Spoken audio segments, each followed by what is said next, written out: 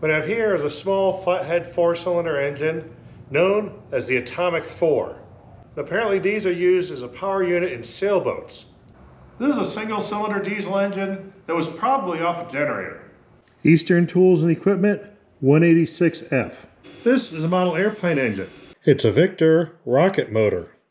One thing all three of these engines have in common is I've never seen any one of them run. Let's see what we can do about that.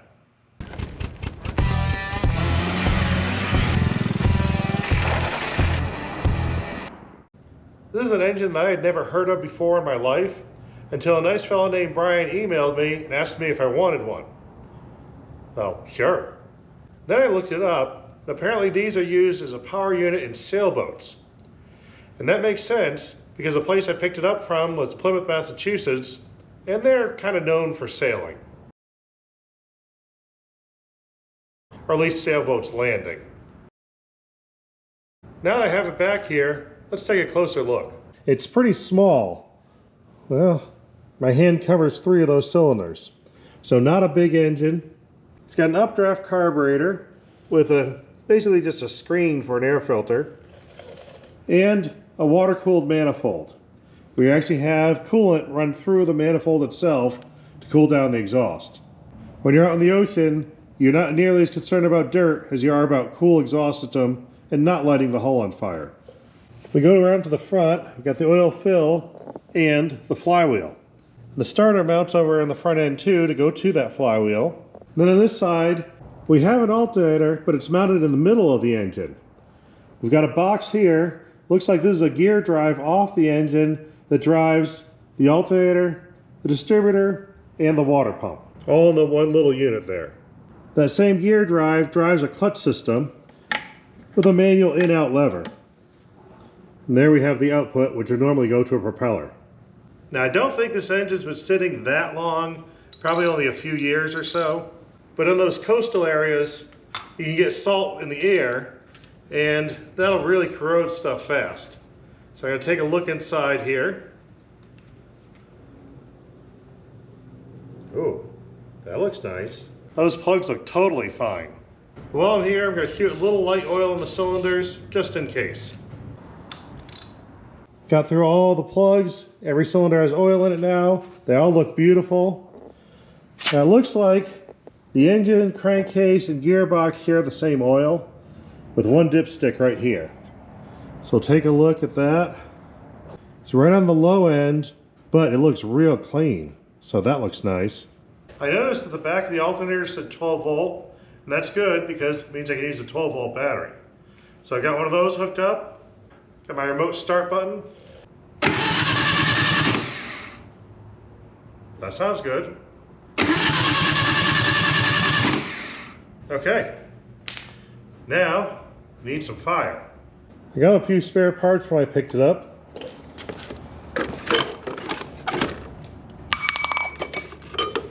One of those things was a coil. Even have the coil bracket. Bonus. Minor issue with the coil, no big deal. I had a spare coil lying in my workbench. This is the one I used to get that old tractor going. I took a new longer wire with a real plug end, ran that down through here underneath, and securely mounted the coil under the engine with a zip tie. It should be fine for this one. Got the coil wired in, my inline spark tester hooked up.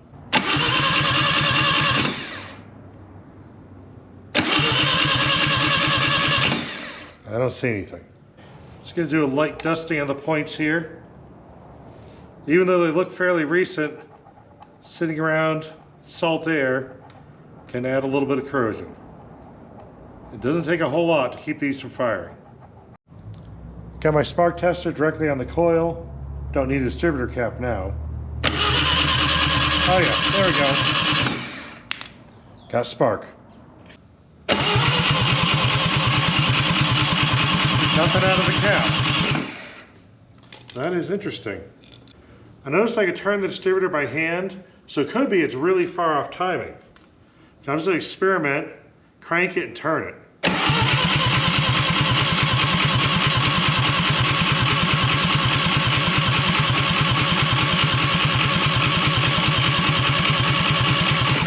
Still nothing. I have to think on this for a little bit. I had to figure out the timing issue here, so I went on YouTube to figure out how to operate this thing. There's some good videos there. They actually know something about these. Now, what I found is there's a roll pin on the end, and putting that roll pin straight up and down lines up with that notch, and that is top dead center on this cylinder. And the ignition's supposed to be set straight up, so it should be firing right now. I know the rotor rotates this way, so effectively the body rotates that way. So I'm going to turn the body until it breaks the field of the coil, which means the points disconnect. Right there. And that's the moment the coil would fire. So now I'm top dead center, I've got it firing, we should be good on ignition timing. The timing ended up about where I started, so that wasn't the issue, but the coil might be. I'd repurposed a new coil into this truck to get it running. Now I'm going to repurpose it and see if a different coil makes the difference. Well, that's better. This coil didn't have enough power to fire through a distributor, so I know for sure this would cause me problems in the future. So I clearly labeled it weak, no dizzy, so I know I can't use a distributor. And I'll put it back on the shelf. No sense in getting rid of this one. Still does some sparking. Take off this breather bit. Now I can see the choke, and I can see it's set, so when you let go of it, it falls into the wide open position. So that's good. At this point we should have oil up top, so we're going to do a little tiny squirt starting fluid here. Some in the carburetor. Ah, I heard fire. Now I gotta get fuel to this carburetor because I think we're gonna have something here. Looks like the fitting's missing. Found a fitting in my pile, looks like it'll work. I've got the throttle control here. I don't know which way that goes, but I see an adjusting screw. As a general rule of thumb, the adjusting screw is to adjust the idle. So that way, it should be idle. I'm gonna go ahead and put a spring on it. That way, it doesn't flop into wide open. Let's run some fuel line here. I got a fuel tank wired directly to my trash can, so that'll be secure. We're gonna connect this all up here. I'll throw a little fuel in. There we go.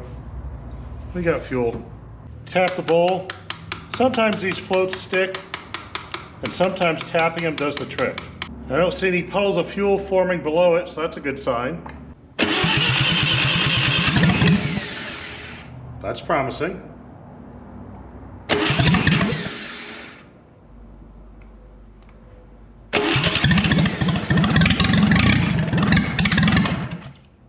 That's very promising.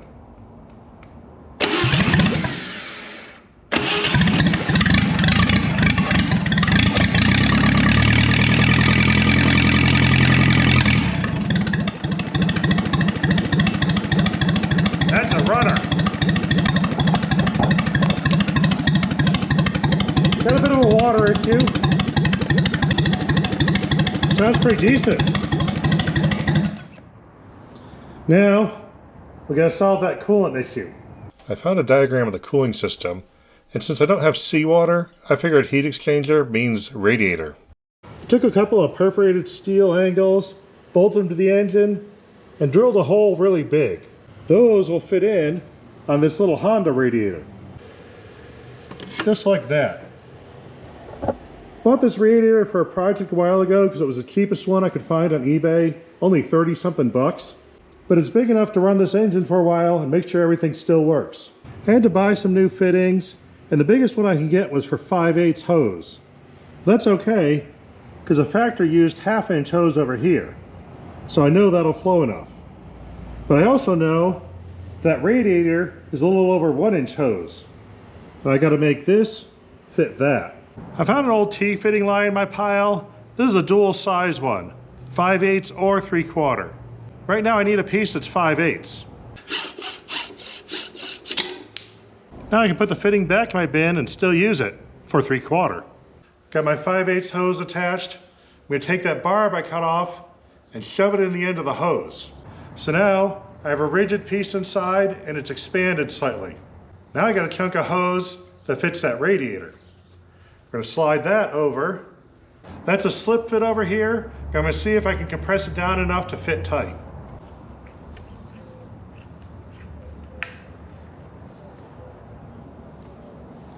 That seems to tighten down pretty well on there. We can slide this one on. And we got a connection. Let's see how many leaks we have. There's a tiny little leak there, not bad. Let's tighten this clamp up.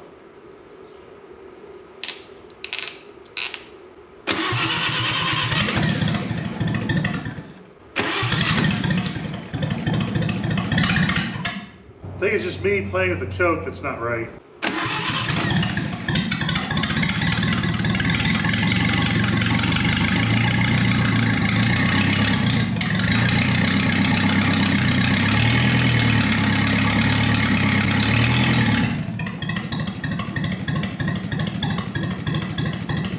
Got oil pressure.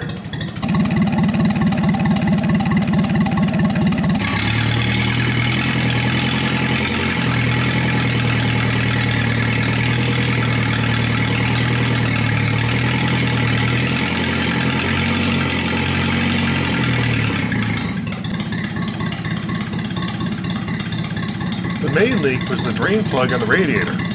I'm just going to ignore that and add a little extra.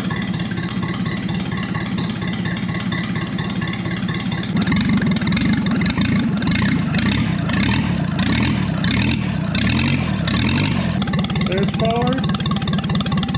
Should be neutral-ish. Reverse.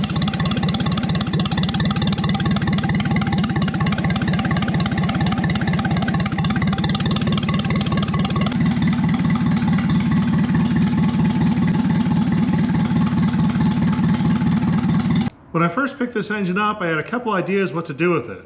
The small flathead size of it made me think of a flat fender Jeep. I was thinking maybe a half scale one of those small bodies. Then the hand clutch made me think of the old Garden Master tractor. I could use old 1-ton truck parts and make a double scale version. Then I noticed something I hadn't thought of.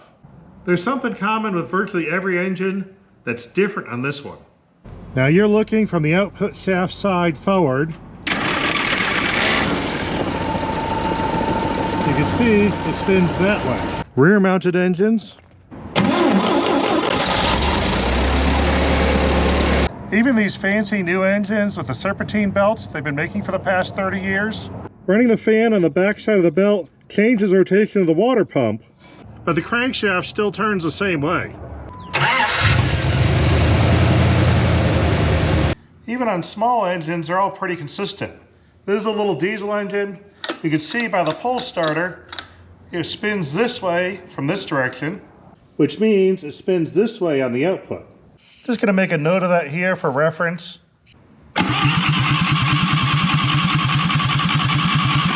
That turns that way, not that way. This is the opposite rotation. There's inside this gearbox here. We'll push that forward.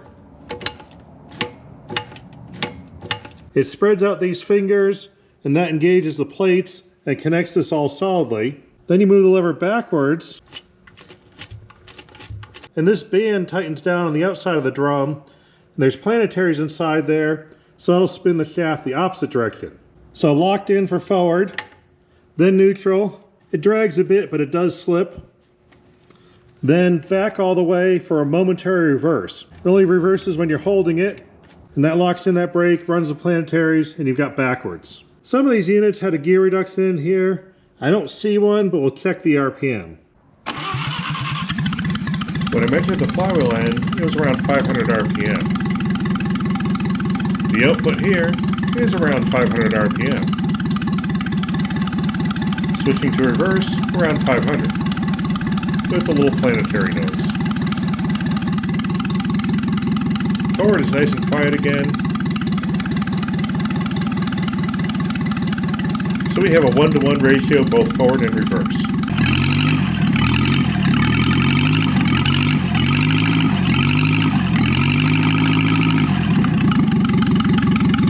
This is the flywheel end, which kind of looks like you could run a friction surface on it, but there's no holes for a pressure plate, no place for a throwout bearing. It definitely doesn't look like anything's meant to be hooked to this end. So a big thank you to Brian and his sons, Isaac and Eli. This is a good little engine and I really appreciate it.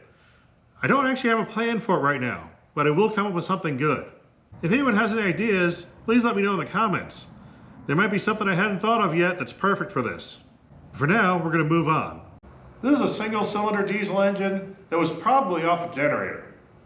There's only one thing I know about it for sure. It leaks oil, badly.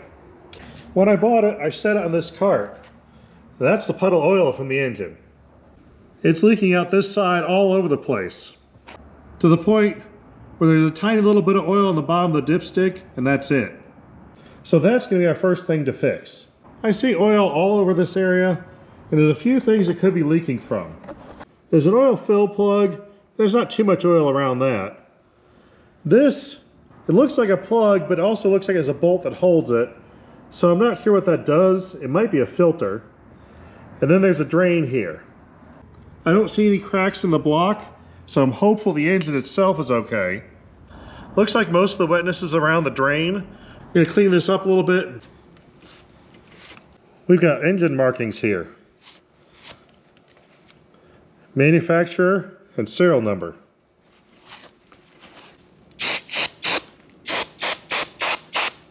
After I clean this up, I let it sit overnight.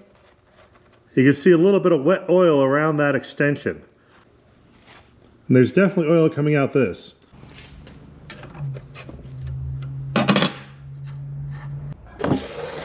Old cookie sheets are great for this kind of thing.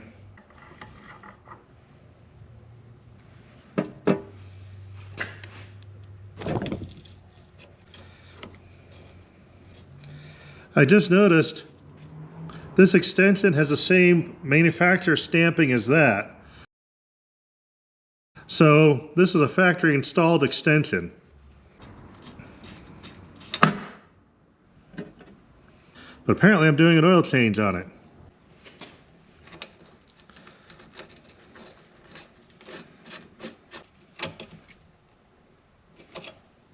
Went in and had lunch. Bacon, green chili, and cheese. The sandwich of burritos. Came back out. I don't see any oil around that plug at all. Looks totally dry.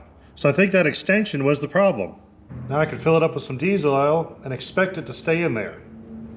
I picked 1540 because I had a lot of it. I don't know what it's supposed to take. Dripping on my hands. Let's try to do this a little better. It's easier to fill when the engine's not attached to anything.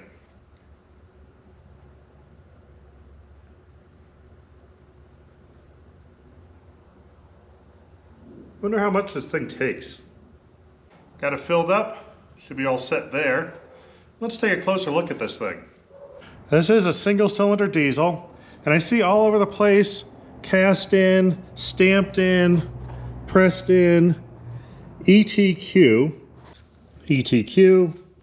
and here they have Eastern Tools and Equipment Incorporated, USA. And it apparently is a model 186F. The reason I think this is on a generator is this output shaft. Unfortunately, there's no keyway. All it is a taper. And so something is bolted straight on there, probably the armature of a generator. I'm gonna have to do a little bit of figuring to get that to attach to something. We'll deal with that later. Now this unit has an injection pump right in the side here. Looks like it's driven off the camshaft. So we have a fuel supply line here. The gravity feeds in. That pressurizes it, runs up this line, and goes to this injector. We got a compressor release that'll hold one valve open to make it easier to spin over. And it looks like this one has a preheater on it. There's an electrical connection going into the intake. That's the only thing I can think it would be. Let's see if we can take a look at that.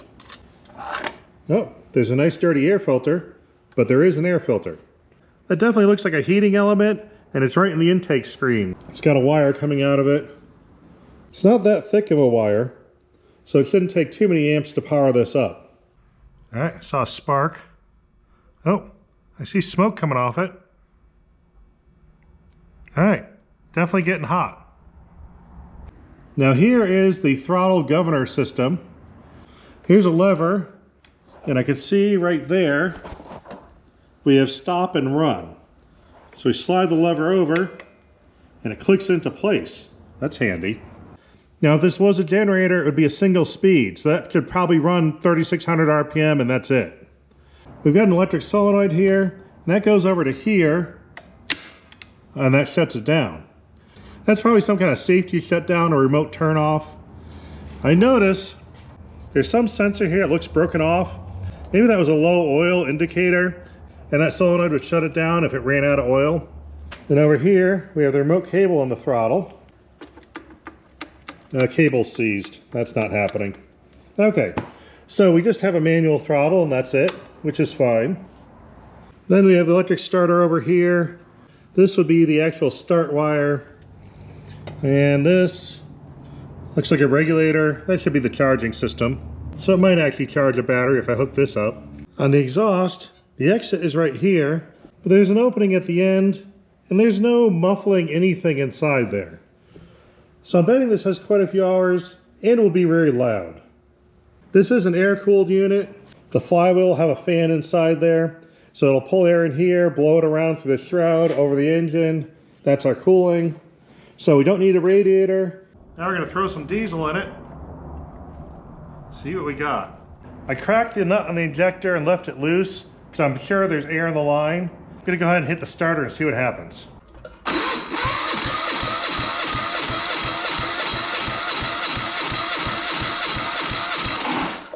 On a fuel injection system like this, it's always an issue to run out of fuel and run it dry because you get air trapped in the line.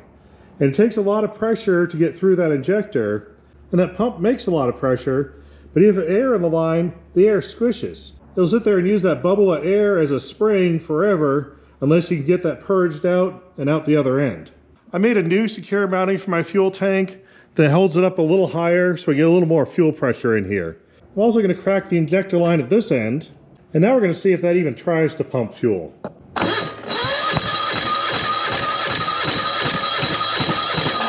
It's a little wet at the end, but I'm not getting anything happening here.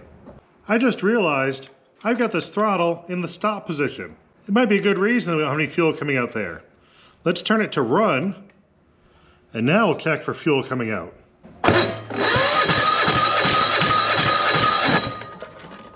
That's better. Let's hook this all back up and pretend I never did that. Now, we'll look up the injector for fuel.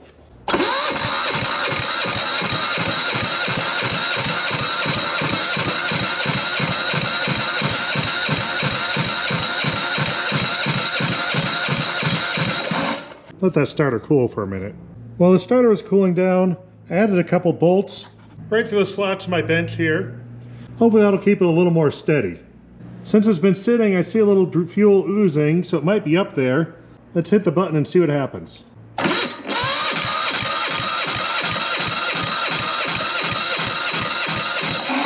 Yep, I see air bubbles coming out right there. So we're going to tighten this down, and we may have fire soon.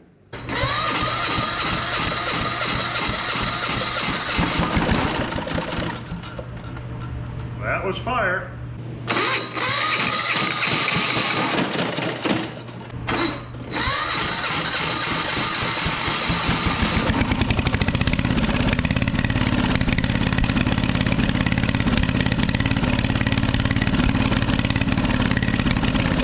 I kept messing with the throttle, trying to find somewhere that it liked running that wasn't wide open.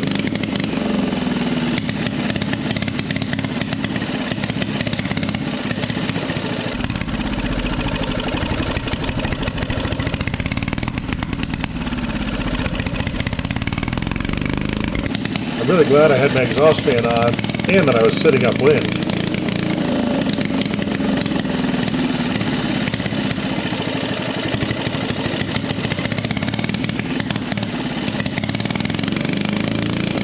I finally gave up on the throttle and just left it wide open. I seemed happier there.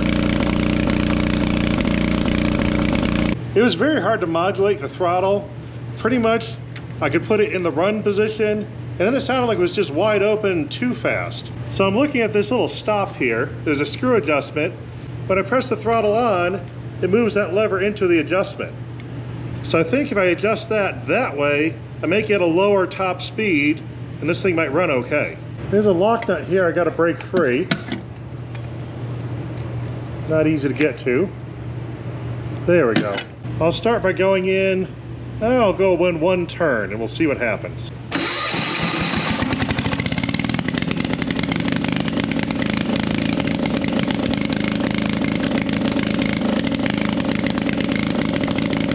I had to adjust the screw a lot more, but that did make a big difference.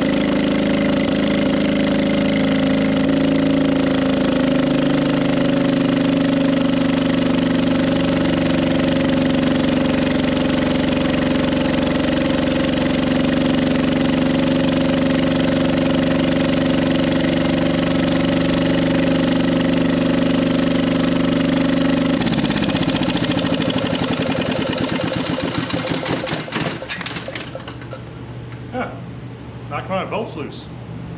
But that's a speed I can live with. I can work with this. I know exactly where this engine's going. It's going in this tractor. This tractor has an almost identical engine, but this is a cheap knockoff, and it never worked quite right since it was new. But it looks like I can steal the muffler, the air filter, the fuel tank, and a bunch of parts off this engine, drop that other one in here. That's a project for another video. This is a model airplane engine. It's been around me my whole life. My dad put this together back in the 50s when he was building models. He had a problem with the ignition system, and it's been sitting on a shelf my entire life. When I was a kid, I was never allowed to play with it, but finally I am. After sitting on the shelf for 70 years, it's a little bit seized, so we're gonna have to take care of that.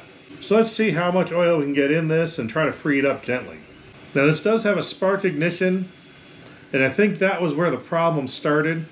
My dad doesn't remember exactly, it was a while ago. He thinks it was on a glow plug before, and he converted to this electric ignition and never quite got it to work then. First thing we have to do is pull out the spark plug. So we can do this gently. There we go. I'm going to go ahead and pull this out of its framework. That way we can see it a little easier and get oil in more places. Now we can see the engine itself a little better. The exhaust is labeled rocket motor. I have to look that up and see if I can find anything about it.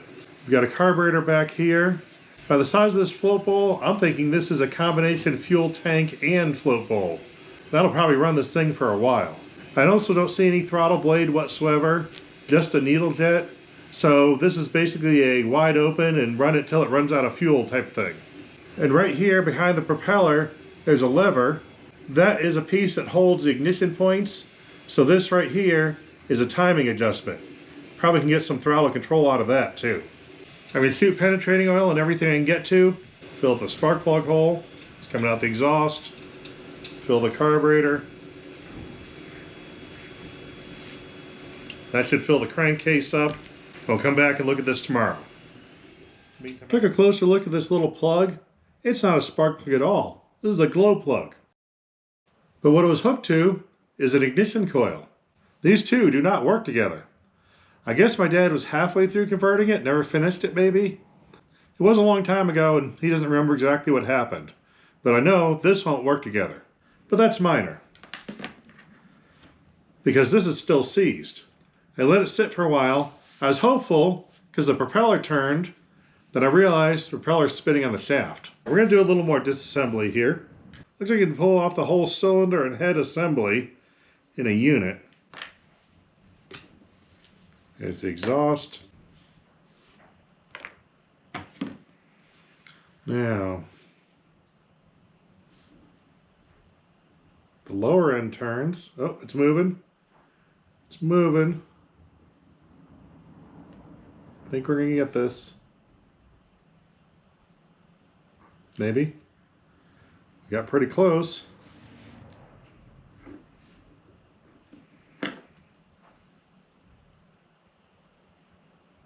There we go. All right. And there you can see inside the crankcase. This is all turning reasonably. You can see in there's little transfer ports and such.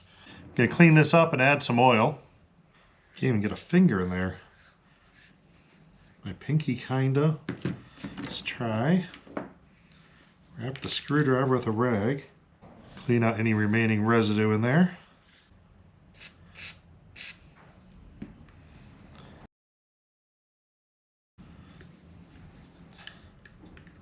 Wrist pin's a little tight.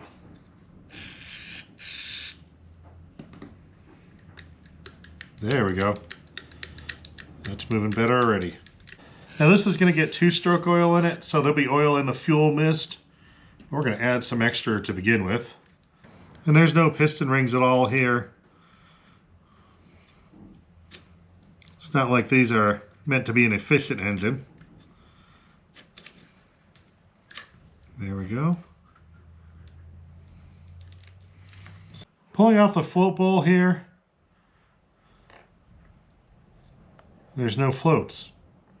I guess if this is the fuel tank, you don't need floats. You don't have to regulate flow in. Whatever's in here is what you got. So this is the most simple carburetor I've ever seen. You basically have a bowl that doesn't have floats in it. Leftover fuel debris from, well, who knows what's in that stuff. Probably shouldn't get up my hands. And then we have the main jet, which goes to an adjustment needle. Just a filler cap where you fill the bowl, then it sucks up fuel however you have this needle set, and it just lets all the air in. That's about as basic as you can get. We'll make sure everything's clear though, and then put it back together.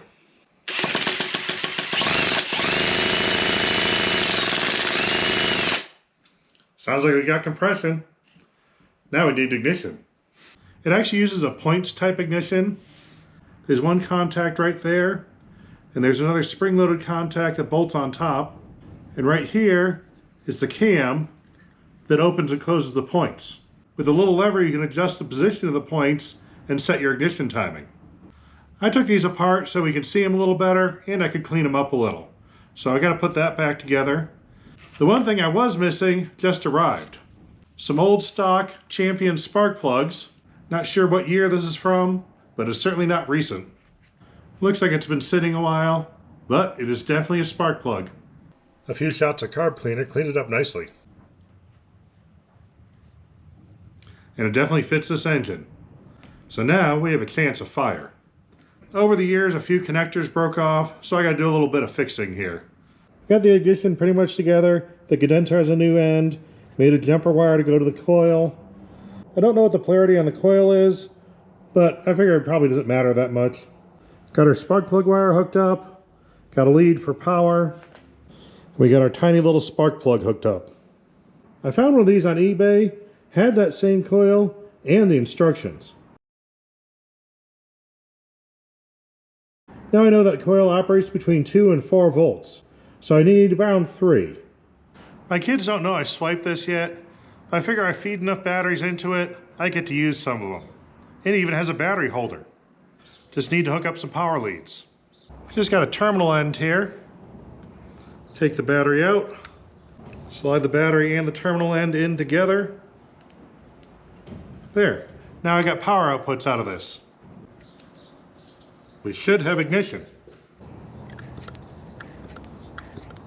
I see a tiny little spark in there.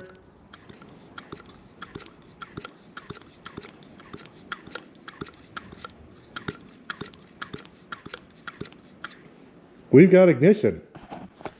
Let me disconnect the on switch. I've got about 50 milliliters of fuel here. We're putting in 2 milliliters of 2-stroke oil, and that should give me about a 25-to-1 ratio.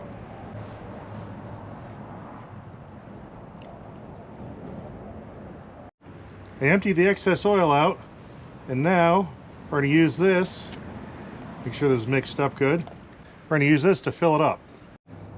We've got that tiny little fill cap here. Figure that'll be enough to get it going. Got to make sure to hook up our safety wrist strap. I know you're always supposed to do that before you play a game. Connect our spark plug wire. I think we might be ready to go here.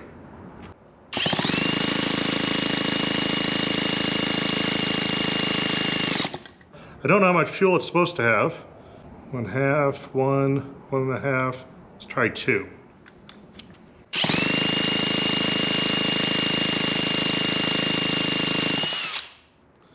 Let's try more fuel.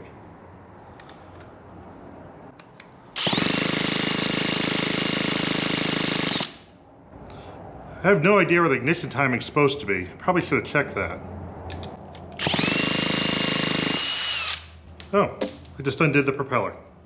All right, let's revise this a little bit. I'm gonna find top dead center here, right about there. So I'm assuming it should spark somewhere around there. Basically, we want the points to open right about there. So since this is spinning this way, the points will adjust that way. I can't really see them. It's like everything is tiny. We have points open, points open. That should be bottom dead center. Points are closing, charging the coil. Then right about there they open. I think that's better. I'm also going to shoot a little bit of fuel straight in the carburetor, and hopefully that'll be like priming it. Try not to get too much all over the place. Ah, yeah, that's too much. Okay, let's try it anyway. Ignition on. And contact.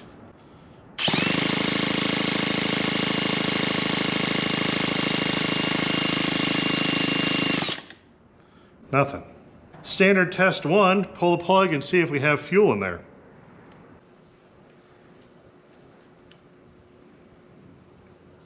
That's dry. We're not drawing fuel in. Now we make sure we still have spark.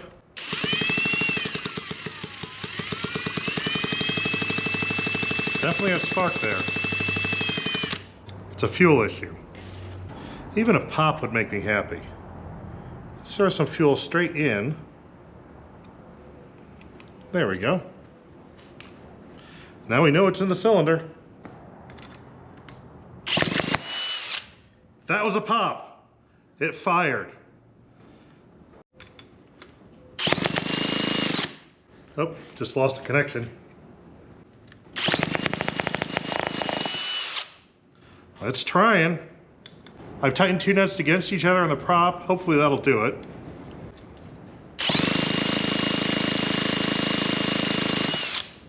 I think we need more fuel now. Quite honestly, I don't need this thing to run great. I just want to hear it run. Because I don't think I'm actually going to really use this for what it's supposed to be used for.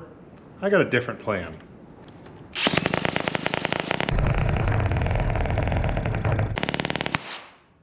That was running. That was definitely running.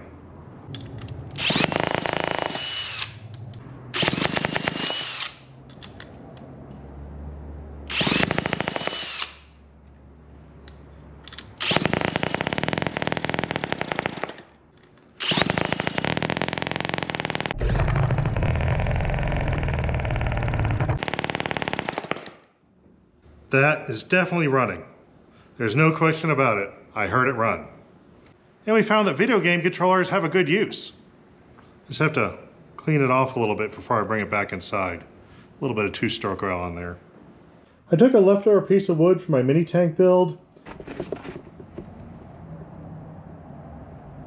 I added a silhouette of a plane that's missing the propeller. Then I took that silhouette and added a propeller. Before I hung it up there, I drained all the fuel out and added oil everywhere so it's totally preserved. So if I ever decide to solve that little fueling issue, which is probably a vacuum leak between the carb and the crankcase, I'll have it right here. It's all ready to go. In the meantime, I get to look at it. And the other ones I can work on in the future, and I know they're ready to go. I always love watching things spark back to life, so I had a lot of fun on this episode. Hope you guys are having fun too, and we'll see you next time. I threw the old glow plug in the Champion box. We're going to keep it right there, in case I ever need it.